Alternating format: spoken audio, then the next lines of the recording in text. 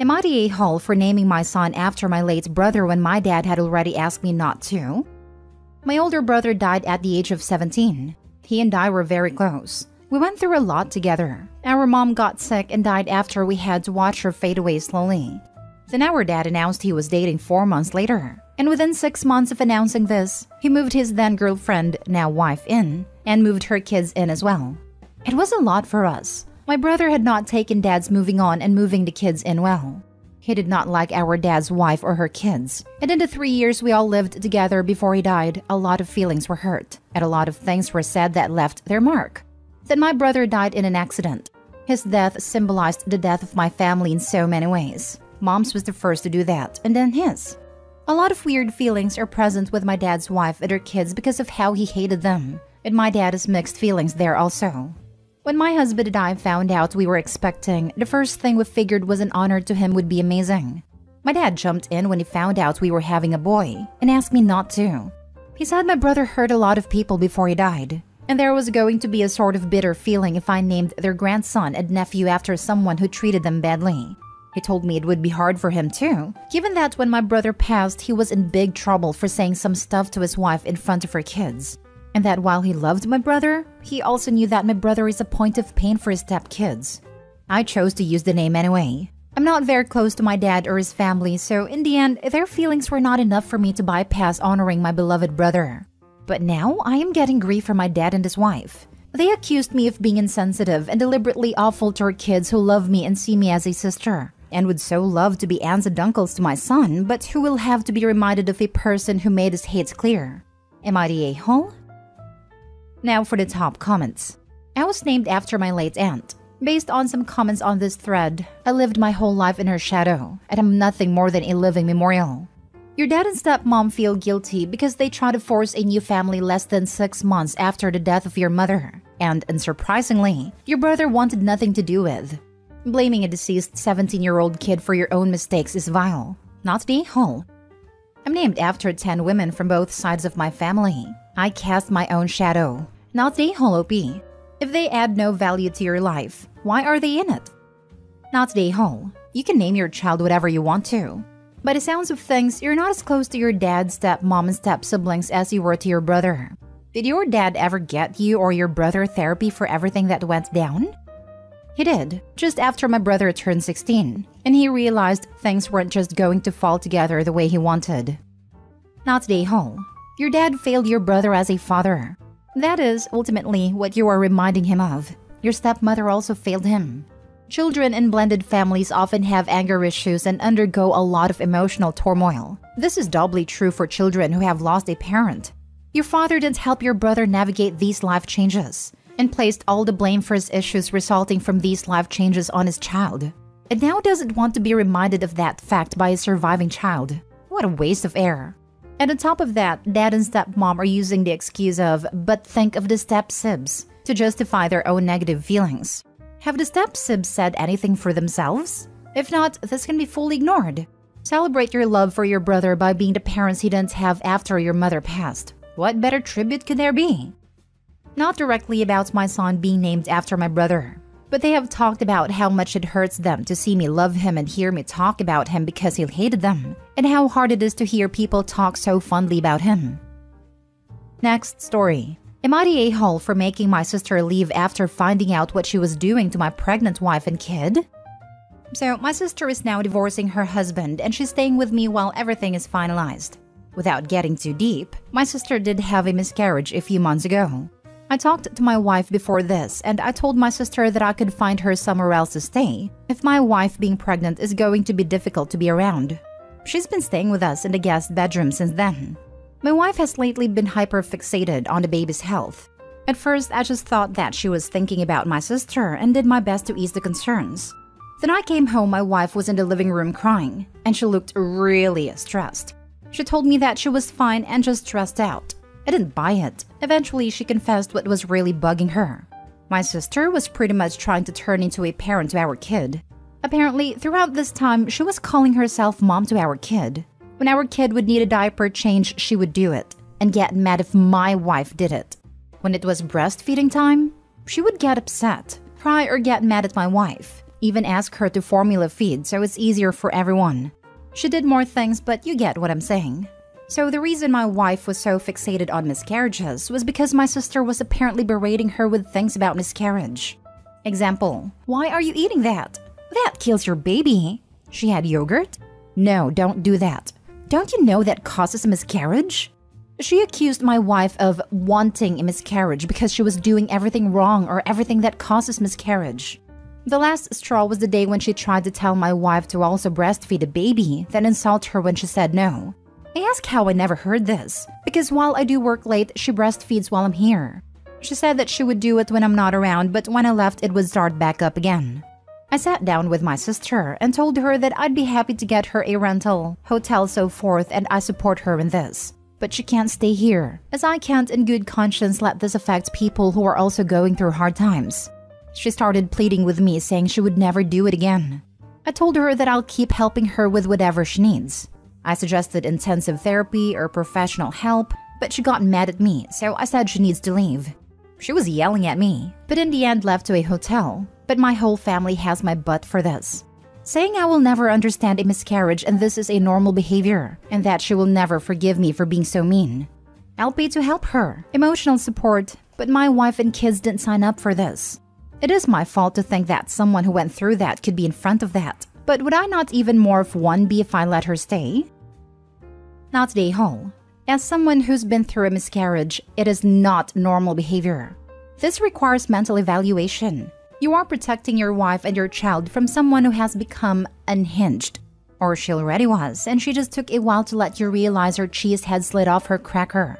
Never apologize for protecting your nuclear family, wife and kids, from crazy extended family, no matter the shape they take or the crazy lunacy they present. This is normal behavior. No, absolutely not. And she will never forgive me for being so mean. And if her nagging and stressing out your wife caused her to miscarry, would you be able to forgive her? She's jealous of your wife. She needs serious help. As for the peanut gallery, the minute one of them asks you to take her back, hit them with, "If you care so much, do it yourself." Shuts them up real quick. Not day whole. Yep, and she's using her brother as her surrogate husband. No contact. Not day whole. Your sister is severely mentally ill. No sound person behaves like this when they've had a miscarriage. The fact that she tried to claim motherhood over your son is a very alarming sign that she is, in fact, a danger to your wife and child. Please take what I'm saying seriously. There are countless cases where women who become mentally unwell after a miscarriage, being unable to have a child of their own, become psychotic and unalived expectant mothers for their unborn child or kidnapped children. If I were you, I would notify all family and daycare that your sister is not permitted around your wife and child, and that it will stay that way until your sister gets professional help and becomes mentally sound. And yet his sister was sound-minded enough not to display this behavior in front of Opie. She knew what she was doing was wrong. Next story. Am I the a-hole for refusing to help someone until they take a paternity test? My brother Drew unfortunately passed away a month ago. Drew was an addict since his late teens and was engaging in all sorts of destructive things, and it tore our family apart.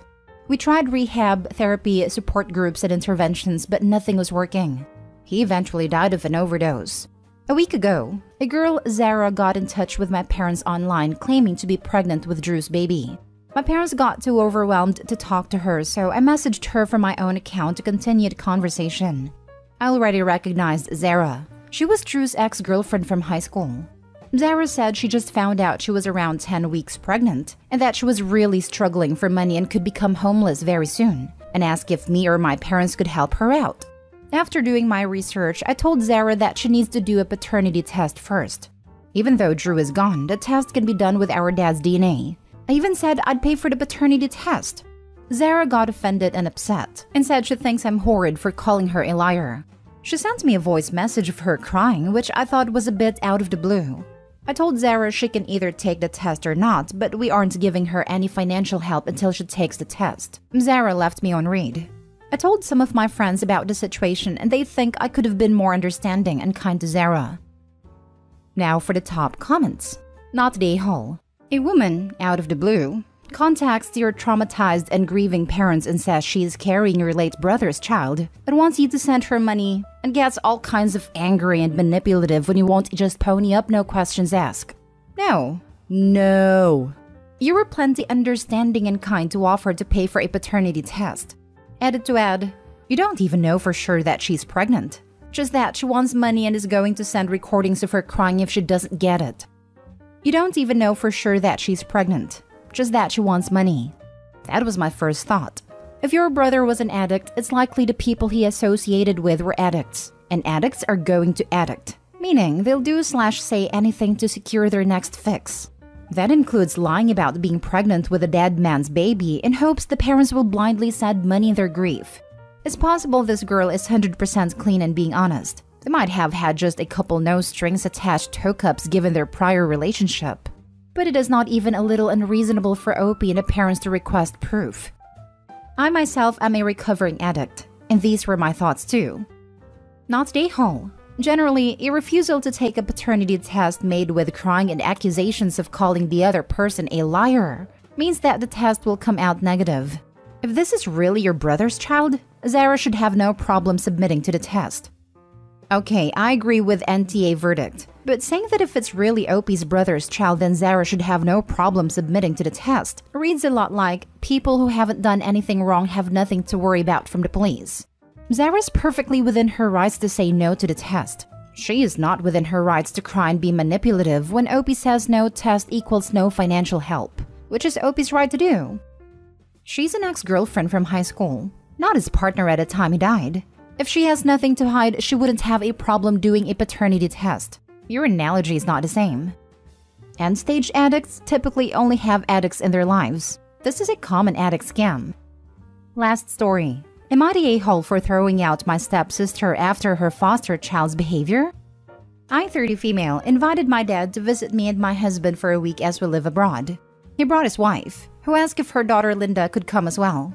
I don't know Linda very well, as our parents got together when we were already adult. But she's always seemed fine, as does her husband James, so I said okay. Linda notified us that she would be bringing her foster child. Let's call her Sophie, 12 female. I didn't think this would be a problem, but I was wrong. Sophie was incredibly hyper from the minute she stepped in the house. She would interrupt conversations and demand attention. Linda did nothing about her behavior. The first few days were long and arduous, with Sophie complaining about every activity and meal without fail, and dictating the running order of everything. Because if she didn't get her own way, she would have tantrums like a toddler and swear like a sailor. She also damaged some art supplies I let her borrow to paint with, and damaged the desk in my husband's study. We were all fed up, but felt sorry enough for Linda and James having to put up with it all the time that we didn't say anything. She also developed what I consider an inappropriate and weird fixation with my husband. She would demand to sit next to him at restaurants or at home, ask to hold his hand when crossing roads, and just generally latched onto him. At one point, she even tried to sit on his lap. The final straw was when we were all eating dinner at my apartment before me, my husband, James and Linda were going out for the evening, and the parents would watch Sophie. Sophie was whining that she wasn't allowed to come, and Linda said it was an adults-only evening. Sophie finished her food and left the table, and 2 minutes later, we hear something smash. We all rushed to the lounge to see that a very expensive ornament has smashed on the floor, and Sophie is standing there looking smug. She said it was an accident, but none of us believed her.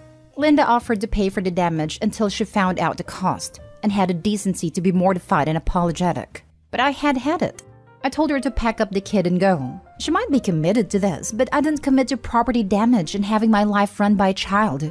Linda and James pleaded that Sophie was just feeling upset and insecure, but I'd had enough of cutting slack of everyone involved. Eventually, they left to stay in a hotel. My dad's wife was beside herself and said I should have had more compassion for what Sophie's going through, meeting new people and traveling for the first time, etc., and maybe some of her attitude can be explained by that. It's not a majority. And while my dad is on my side about not wanting her around, he said it was a bit much to throw them out immediately. But I don't see why I should have to put up with the destruction in my own home and foot the bill for the privilege. What was the kid going to destroy next? Am I missing something here? Am I the a-hole? Okay, first of all, the thing with your husband. That's how men get accused of stuff when they refuse the child's attentions. That's a major concern already. Secondly, a lot of foster children are really messed up by a broken system, and behavioral disorders aren't uncommon. However, that is no reason anyone who did not consent to fostering the child should have to suffer the consequences of the behavior. Having your stuff damaged because you didn't give her her way is not acceptable. It's also concerning that her foster parents are not trying to correct or redirect their behavior. That is only going to cause the behaviors to escalate as she tests limits. Long story short, you do not have to endure a child with unmanaged behavioral issues who is destructive and possibly acts out in an adult manner towards your husband. Not a hole. Honestly, that's what I started to worry about when I saw how vindictive she could be. My husband can't stand kids. He didn't even really speak to her, so we were absolutely baffled why she liked him. But it's better to be safe than sorry. Not a hole. The girl's behavior toward your husband could be an indication that she was somehow victimized in her earlier years. This was not a normal behavior. I would urge your father and stepmother to push to get the girl into therapy if she's not in it already. It's unfortunate that she may have been victimized, but her behavior shows how vindictive she is. She could have said her husband got inappropriate with her and blew up their life. I hope he's nicer than me. They would have been told to get a hotel during the first tantrum.